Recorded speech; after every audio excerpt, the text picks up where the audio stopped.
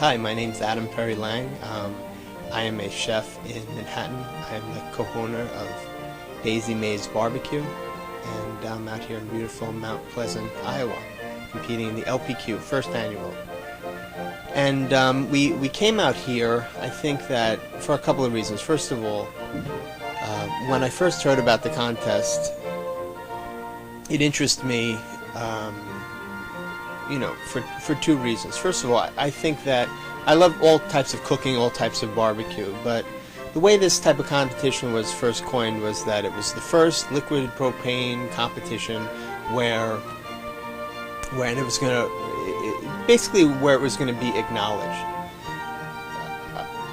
As a New Yorker, as someone from the Northeast, we're constantly being challenged. Our term barbecue is typically meant by grilling, and there's really no absolutes in New York when it comes to that.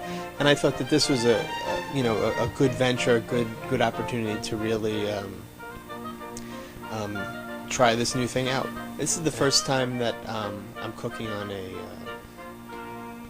LP unit, this Old Hickory, and we were fortunate enough to get picked in the lottery. Then we're taking one home, which is great, which I'm going to try to figure out how to get it home, but nonetheless I'll find a home for it. Checking one barbecue, please. But excuse me, I really love traveling around. I think one of the greatest gifts that my profession gives me, and my love for barbecue, is to be able to be part of this community and this barbecue community. And I've met so many unbelievably amazing people, and I think how boring my life would be if I wasn't able to go travel around and compete in barbecue. And unfortunately I don't get to compete as much as I'd like, but because I have a family and 2 kids. But I was able to. I did the barbecue lasso last weekend, and then I came out to this event, and it was really well. I did the Jack Daniels last year. Did you? Yeah, I competed in the Jack Daniels last year. What did you win? I won, the competition I won to get into the Jack Draw was the Hudson Valley Rib Festival, and so it also qualified me for the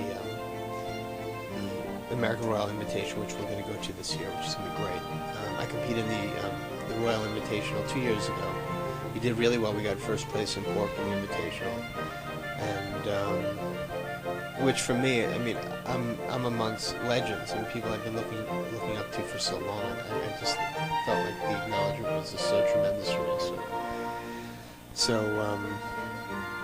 we went to the Jack last year, and this is really a testament to barbecue as well. I hooked up with a team called Jiggy Piggy in Alabama, and they have a good amount of my equipment down in Alabama. I have my Alabama family, I have my Iowa family. Shad Kern, the boy in his barbecue, he holds a lot of my equipment, so when I want to compete in the Midwest, he hosts me, and he really makes me feel home, which is great.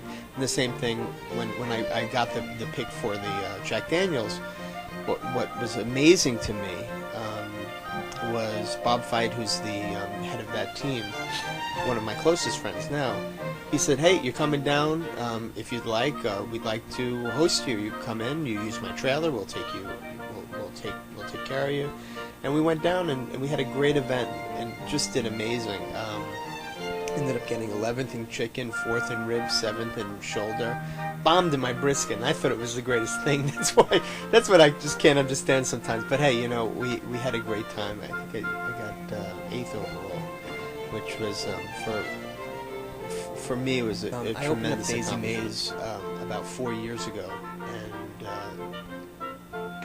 my background is I was trained classic French. Not only was trained, I've worked in some really incredible restaurants with some amazing, inspiring chefs, and ended up moving to France and Paris and worked there for a year and a half with a work visa.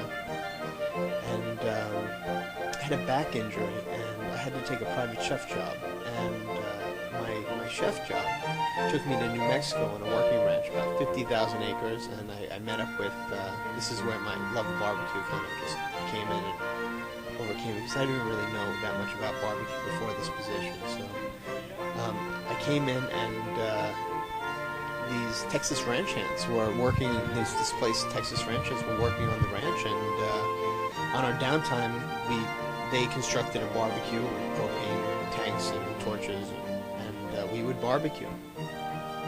And while I was with this job for about 4 years, for me, I started really just loving barbecue. People say, oh, how could you go from this complex cuisine, French cuisine, and doing simple barbecue? But I've made the argument, and I believe in it, that I think complexity really is in barbecue, but in the most simplistic sense.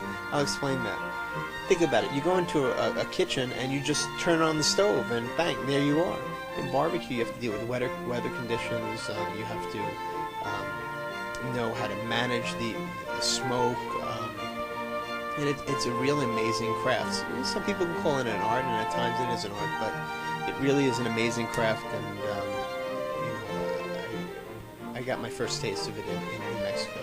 And that's where and Daisy May, the name of my restaurant, was a dog on the ranch that was in New Mexico, and I just liked that this woman that had this dog, she was chasing around all the time, so that's why I didn't really know much. When I decided to get into the barbecue business, like I really did my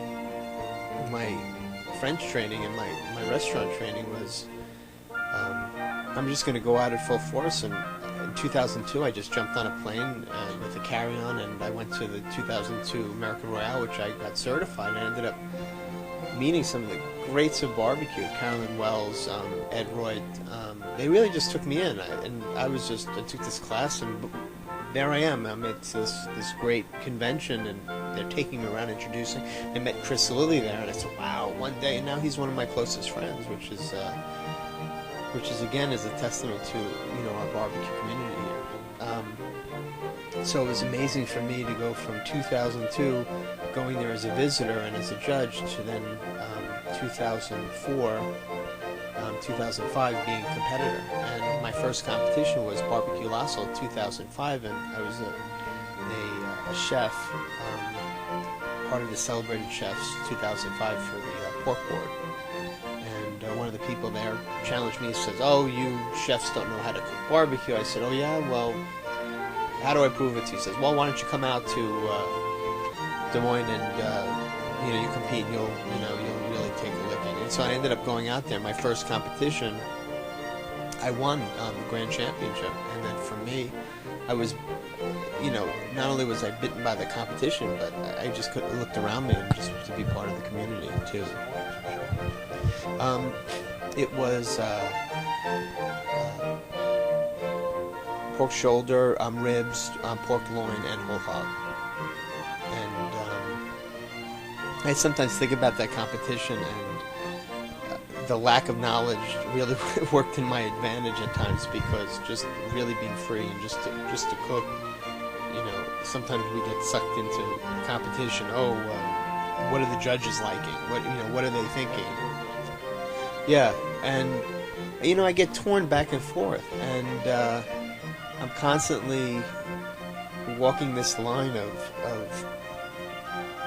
what I like, and but also trying to be sensitive as a chef also. So who does my quote-unquote customer like as well? So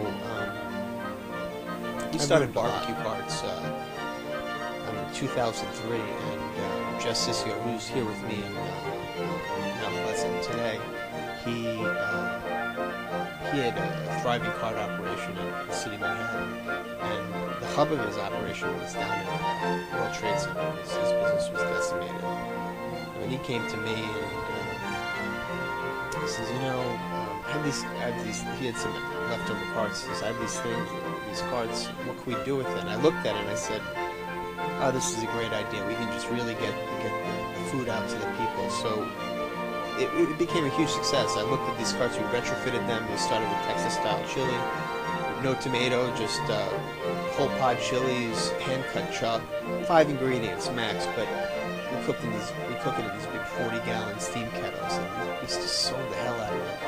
Then we got into pulled pork sandwiches, which we pull in the morning and pre-package into containers, and we keep them warmer. And we just hot container. Yeah, 1 container per sandwich, and the person handling money doesn't handle the product. And then we grew to a fleet of 9 carts. And well, it's not my my calling to do that. What it ended up doing for us was, my main hub of my restaurant is takeout and delivery throughout all of Manhattan, and it ended up getting us out there through marketing, and we got the customers to sample our product, and then in turn we got a huge level of business from that. So it kind of fed off each other, and people really took to it. And, I guess we're the highest priced item on the street, but still it doesn't deter people. I think that good food is good food, and people always will pay the extra. So that was. So I do really prefer to compete in the Midwest and in the South, because it's really barbecue culture, and it's not just the barbecue cooks. Not taking anything away from the Northeast, but it's not just barbecue cooks. You have the judges and everybody, and there's just, I don't know, it's family. And we're just starting to get it there. And my restaurant's located at 46th Street and 11th Avenue in Manhattan. You can also check out our website, which is www.daisymays, and that's with a Y, bbq.com.